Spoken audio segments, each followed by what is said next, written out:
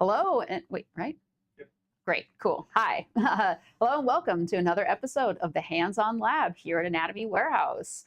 I am thrilled that you are joining us today because we've got a deeply fascinating session ahead and putting a spotlight on anatomical models that are leveling up how we teach human anatomy. In our last episode, we walked through Alex Gen AI from NASCO Healthcare, an AI powered assistant simulation trainer pushing the limits of immersive education. Today, we're going to shift into another dimension of innovation, the Erler Zimmer 3D printed anatomy series. What sets these models apart is how they are made.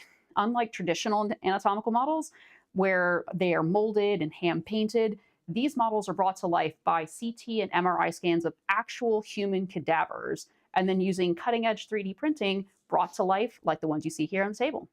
Every vessel, every nerve, every muscle fiber is reproduced in natural color with lots of depth, lots of detail. What you experience is anatomy with the intimacy and realism of a cadaver, but presented in a safer, more accessible, and reusable format. Today, we're going to have Anna and Mike, standing right over there, walk you guys through several signature models in detail, pointing out how their design solves for the challenges of working with cadavers, yet goes beyond standard anatomical models. After that, we're going to have our guest speaker from Erler Zimmer, whose name is Justin, share how the models are made with stories directly from the field. So if you've ever wished you could bring a cadaver-style anatomy lab into your classroom, today's session is for you. Without further ado, Mike and Anna, welcome to the Hands On Lab. Thanks, Liz. Thanks, Liz. All right, so let's dive into the stars of today's episode, Erler Zimmer's 3D printed anatomy series. These aren't just your average anatomy models. They're created directly from real cadaver scans, capturing lifelike colors, textures, and anatomical accuracy right down to the smallest vessels and nerves. Each model tells a story, from vascular systems, nerve pathways, to real-world pathology cases. Let's walk through some of our favorites. Absolutely, Mike. And we're starting with one of the most visually striking pieces, the 3D printed head, neck, and shoulder with angiosomes. This model combines multiple regions, the head, neck, upper chest, and shoulder, in one breathtaking, lifelike dissection.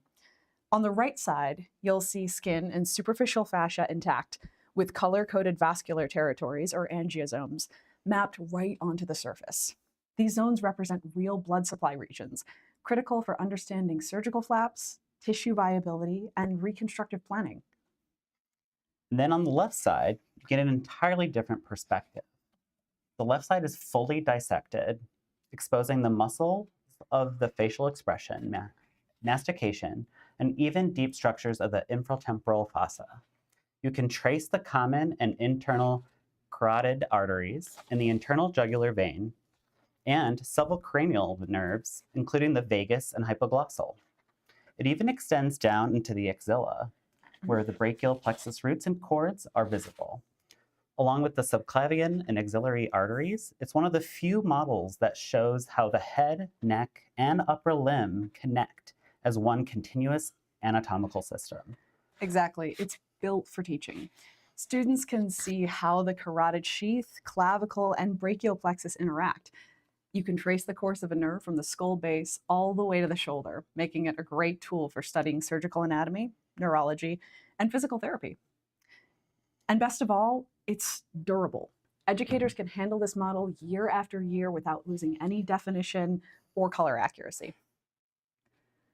Now let's take a look at another standout, the 3D printed sagittal section of the head and neck. This model's like getting two in one. On one side, you've got a clean sagittal section showing the brain cavity, sinuses, and upper airway. You can spot key structures like the dura mater, pituitary gland, and the cranial nerves as they pass through the skull. It really feels like opening a textbook, but in 3D. It's a textbook coming to life. Yeah, and when you rotate it, you get a completely new view.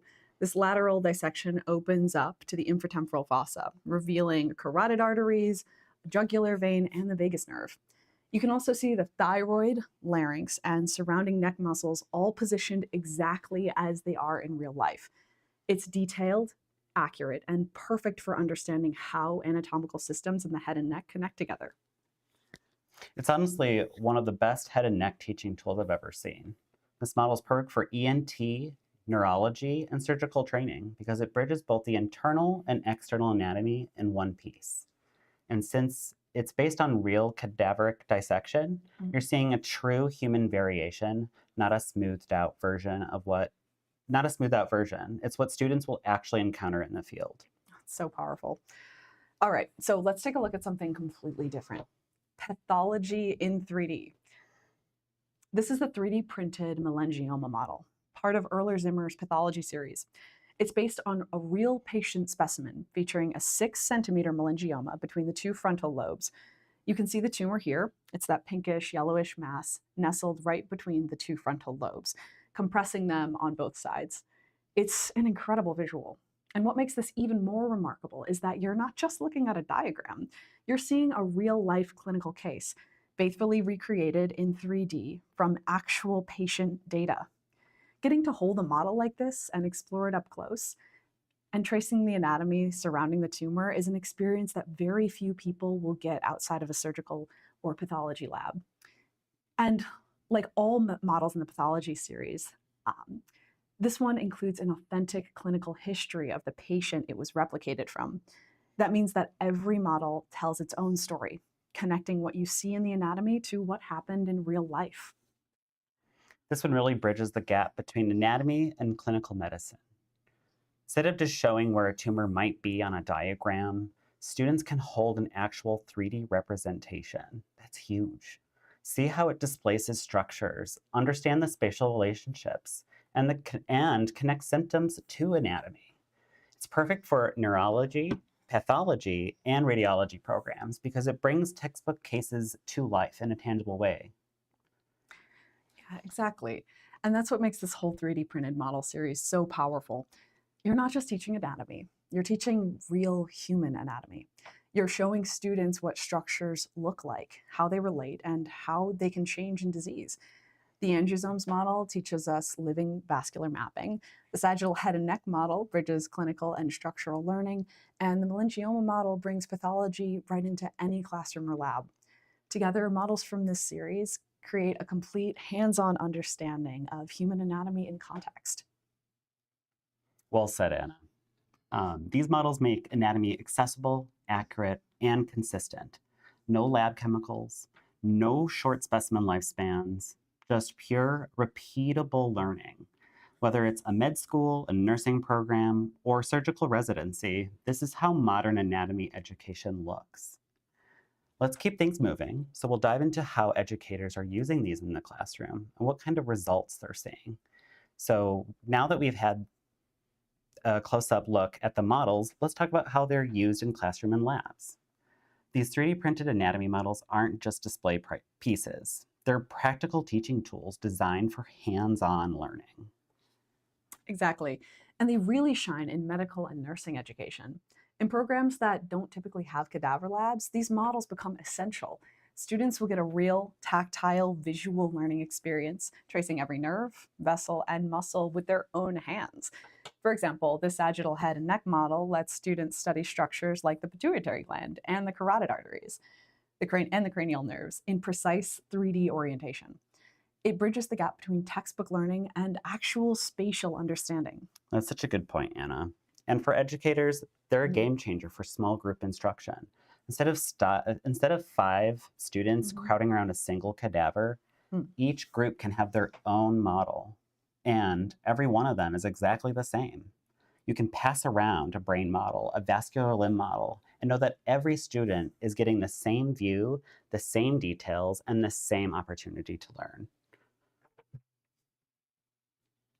And that consistency is huge. Take the head, neck, and shoulder with angiosomes model, for example. It's perfect for teaching vascular territories, how blood supply zones interact across the face, neck, and shoulders. Students in reconstructive surgical programs can literally plan flap procedures on this model, tracing where arteries flow and where tissue viability changes. That's a level of interaction that's nearly impossible with static images. And when it comes to pathology and clinical training, these models are just as powerful. The meningioma model is one of my favorites because it takes a real patient case and puts it directly into the student's hands. They can see how the tumor compresses the frontal lobes and how it distorts surrounding tissue, and what that means for neurological function. You're not just reading about pathology, you're seeing it, you're holding it, and understanding its impact on real anatomy. Yeah. And it's not just for students either. Clinicians can use these models to explain complex conditions to their patients, showing them exactly what's happening inside of their bodies. Surgeons can use them for preoperative planning, especially with vascular and cranial procedures. They can map pathways, visualize challenges, and prepare before ever entering the OR. It's also worth mentioning how much these models help with knowledge retention. Instructors we've talked to say their students come into cadaver labs or clinical rotations far more prepared. They've already memorized where the vessels are located, nerve pathways, and even the spatial relationships. So they can just focus on technique rather than the orientation. One professor even said her students' test scores jumped after introducing 3D printed models into her curriculum. That doesn't surprise me at all. And beyond education, there's a real long-term investment for institutions. There's no special ventilation, no chemicals, no preservation costs or ethical concerns. Once you have these models, they last for years. No degradation, no fading. You just wipe them down and they're good to go for the next use, ready to go right outside the box. Exactly, and that's because they're printed from real cadavers. Every model reflects natural variation of human anatomy. Students aren't looking at a perfect version. They're seeing real-world differences, asymmetries, branching patterns. That's the kind of authenticity that helps bridge the gap between study and practice. So whether it's medical schools, nursing programs, or surgical training centers, these 3D printed models deliver a learning experience that's accurate, repeatable, and visually stunning. They make anatomy accessible without losing the realism of the real human body. It's hands-on learning without the barriers of traditional cadaver training. And that's exactly what makes them so effective. So now what we'll have is Justin Adams from Monash University will be speaking about the process of creating these models and the unique benefits of using these products in the classroom.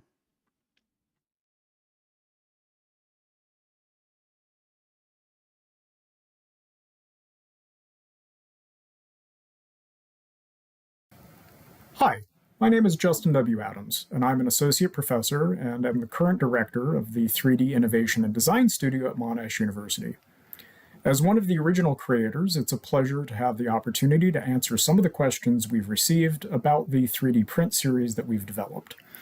I will talk to most of those questions. The one question I will not answer, though, is which is my favorite 3D print, because I'm not going to pick and choose amongst all the children that we've developed over the last 11 to 12 years. So with that said, I'm going to turn to some answers, and hopefully this will provide you greater insight as to the work that we've done, how we've achieved this, and maybe a few glances at some of the future directions.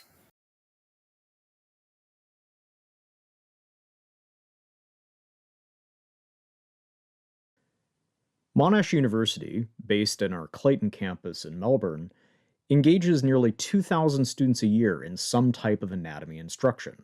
This ranges from undergraduate and graduate entry medical courses through to biomedical and developmental biology units, allied health courses that cover the spectrum from physiotherapy to the radiological sciences. In short, we're very busy people. And this created a clear problem for us as we looked to future-proof our strategy for how anatomy education would take place in the future, particularly as we transitioned into brand new teaching facilities that we really moved into just a few years ago. We wanted to consider a range of different approaches, both those traditional and potentially cutting edge, so that when we moved into these facilities, we'd be able to engage our students in the fullest possible way. As academics, we have prioritized publishing the details of our methodologies. Our first paper in 2014 outlined the steps we employed for using commercially available hardware and software to turn anatomical specimens into 3D prints. In 2024, we followed up on our original publication to provide further technical details on how our process has adapted over time and in response to changing technologies in the space.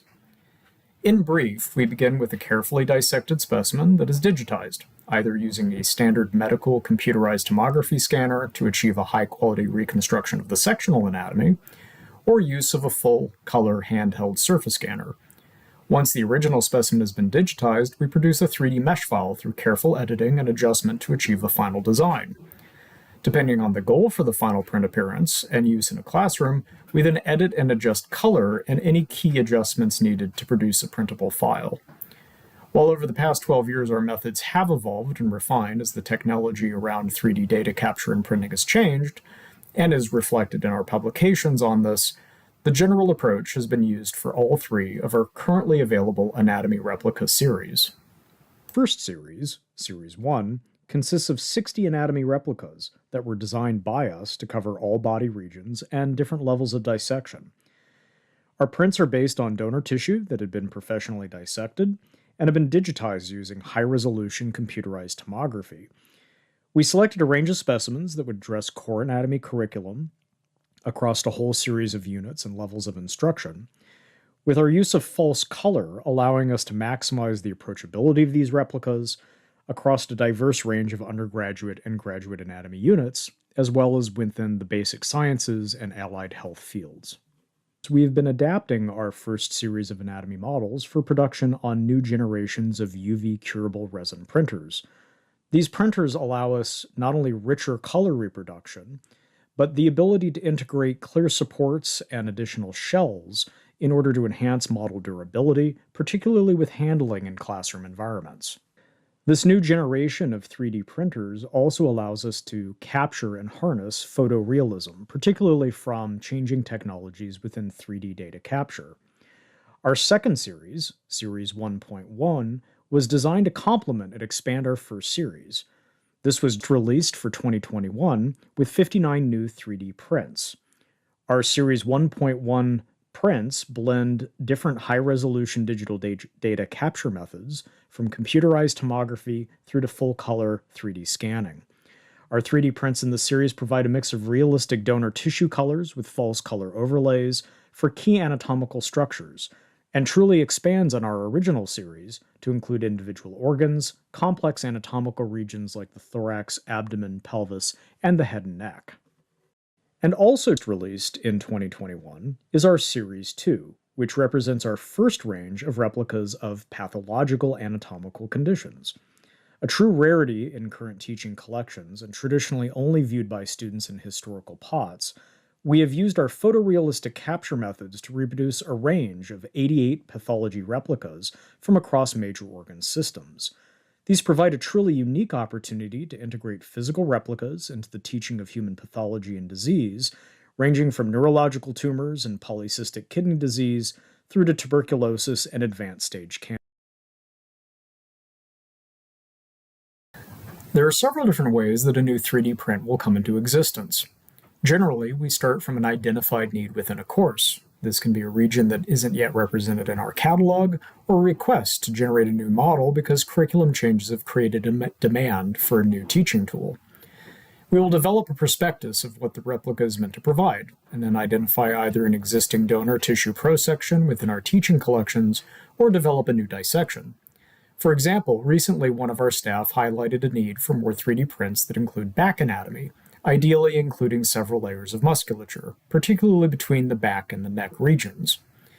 In this case, we were able to take advantage of an existing prosection in our teaching collection, but realized we would have to be creative in producing a teaching model that would capture multiple layers within a single print. Using surface scanning, we acquire the primary dataset and then generate an initial 3D file to begin cleaning, hole filling, and editing. In this case, as only the back was essential, we effectively skipped scanning the rest of the body. More on that in a minute. This production of an early draft of the model allows us to fact-check the reconstructed 3D surface against the original specimen. This process can go through several rounds of checking and editing of the digital file in reference to the prosection, ensuring that there has been accurate capture of the details of the anatomy.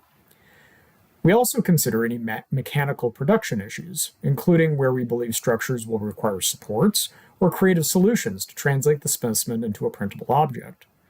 In this case, we scanned the original prosection in 2 different positions of muscle layers, and then created a false geometry base, as we hadn't bothered capturing data from the entire specimen. This allowed us to be both creative and cost-effective, using a common base that provides structural reference points for teaching, but different superficial and deep insert layers that would allow staff to swap during teaching and expand the use of the print. Now, once we have the geometry of the model completed, we move on to color management, again working back and forth with the original specimen and our staff to generate any artificial changes to reach the, quote, teaching version. We then generally print 1 or 2 prototypes to confirm the reproduction of both the color and geometry in the 3D print.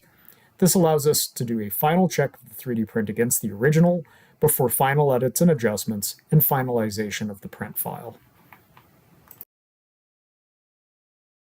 There are several key ways in which our 3D prints vary from traditional anatomy models and contribute to their impact in educational environments. One of these ways is that our prints are effectively one-to-one reproductions of actual human anatomy as opposed to sculptural representations. This means that the size of anatomical structures like blood vessels, lymph nodes, nerves, and the proportional and spatial relationships of structures reflect their actual condition. We've also captured the true complexity of anatomical structures, including diverse branches of blood vessels and nerves that are regularly simplified or absent in traditional anatomy models. We've also used 3D manufacturing methods, where we're able to represent anatomical relationships that are freed from the limits of traditional molding and casting.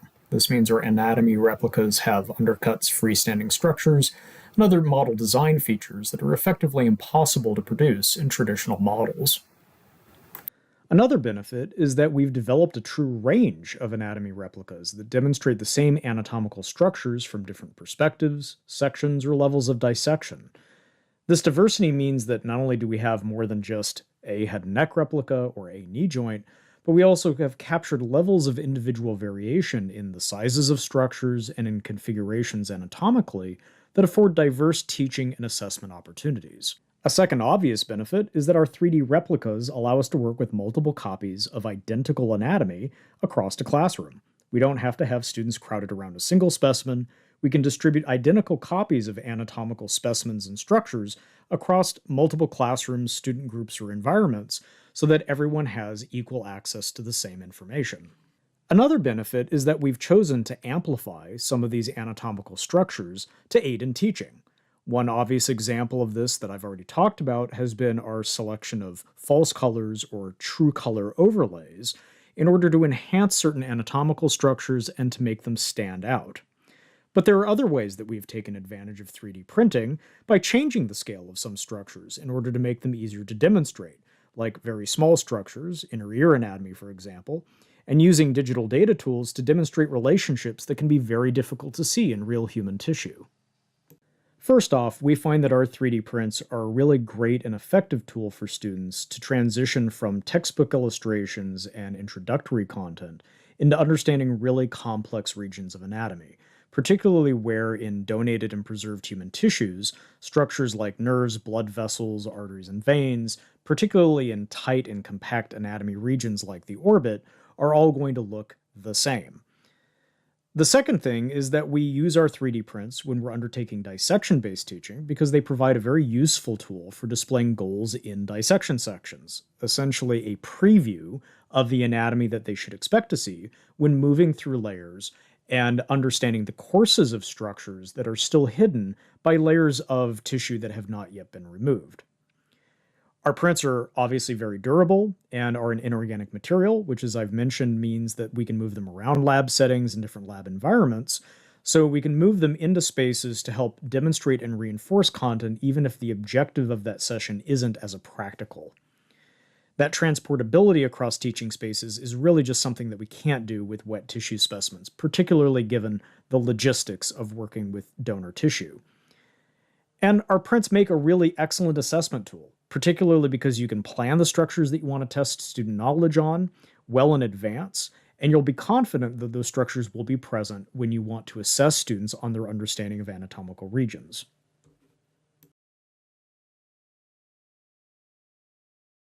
As an anatomy educator with nearly 25 years worth of experience, I'm fortunate enough to be able to speak to both the feedback we've received directly from students and other staff members working with our 3D printed anatomy replicas across a variety of units, but also to the overall benefits that we've seen using our 3D prints in our classrooms over the past decade. Over the years of working with 3D prints in anatomy teaching, we've seen a number of real, tangible, positive benefits for our students. These are things that we actually summarized and put together within a peer-reviewed paper a number of years ago within the journal Anatomical Sciences Education, and we've seen spur a large body of academic research into the impacts of 3D prints, replicas, simulators within anatomy education environments. The first thing that we've seen is probably one of the biggest impacts is in their approachability, particularly for first-year medical students, students in the sciences, and students in allied health fields. Donor tissues can be challenging and confronting for some students, and they are preserved in chemicals. They can evoke all sorts of reactions to younger students, particularly when they're presented in varying states of dissection. They can be difficult to move, heavy, hard to manipulate. So for all these reasons, we oftentimes encounter hesitancy by students, sometimes avoidance of working with donor tissues, particularly with direct handling early on in their education. As an inorganic alternative, however, our 3D prints have the rich detail that students need, but also provide them with the confidence to be able to pick up what they don't view as being human tissue. They don't have to necessarily use gloves, deal with chemicals. They don't have to deal with wet tissues or the knowledge that they are directly handling human remains. We see them picking up our 3D prints. We see them rotating them in their hands, getting close, investigating the anatomy with confidence, and all without having lost any of the critical detail and fidelity of actual human anatomy. So it's for these reasons, amongst others, that we've already discussed today, that we see real tangible benefits for our students using 3D prints, particularly in outcomes of anatomy learning. And we've seen statistical evidence indicating that students who do use our 3D resources in classrooms do better in assessments or gain confidence more quickly with understanding anatomical structures than just when using either traditional models or just cadaver-based instruction.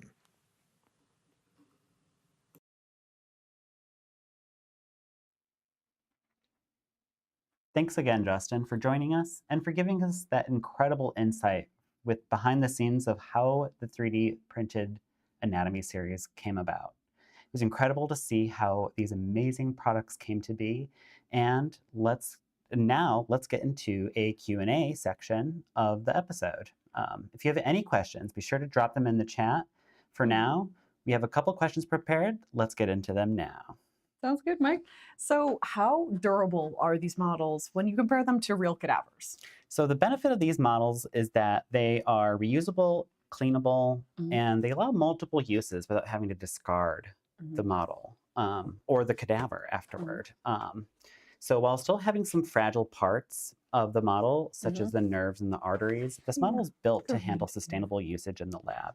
And really what it does is it helps you practice handling a cadaver. So, with care. So how could I purchase one of these anatomy models? We could all purchase these by going on our website, anatomywarehouse.com. We have a section in our menu under anatomy models called 3D printed models. That's where you'll find all the models, veterinarian, human, all the sorts. Yeah. Okay, final question. What types of models are covered? So we offer a wide breadth of healthy and pathology models. Those are both for human anatomy. But we also have veterinary models. I know we have like a dog head where you can see different layers of the skin and the anatomy within a dog. But with almost 200 models available, we can help set you up with the perfect model that you're looking for your specific class. Sounds extensive. All right, so we're going to hand it off to Liz for our outro today. Liz, come on back. Thanks for having us. Yeah. Mike, Anna, you guys really dissected that presentation. Well done. Yeah, it's been awesome to showcase a 3D anatomy series, this webinar series, and it's really a personal favorite of mine in our entire product lineup. And again, another big thank you to Justin for joining us and the deep dive that he did in the backstory. It was really cool to hear that. Don't forget, as the team here just mentioned, that you can check out the full lineup of anatomy models on our website, anatomywarehouse.com. And as a quick reminder, we are the only place in North America that you can find these great products. As always, our team is here to help you pick the right model for your lab. There's a lot to choose from, and it's really important to us that you know what you're buying and that you're happy with what you get and that it really fits the needs of you and your students. You can reach out to us by email, by phone, or even better, just come visit us here in our showroom. We'd love to have you. But before I go, quick teaser. In our next episode, we're going to explore the SAM4 adult auscultation mannequin from 3B Scientific. Tim from 3B will join us, and you do not want to miss it. And with that, this is going to wrap up today's episode of the Hands-On Lab. Until next time, stay curious, stay engaged, and as always, stay hands-on.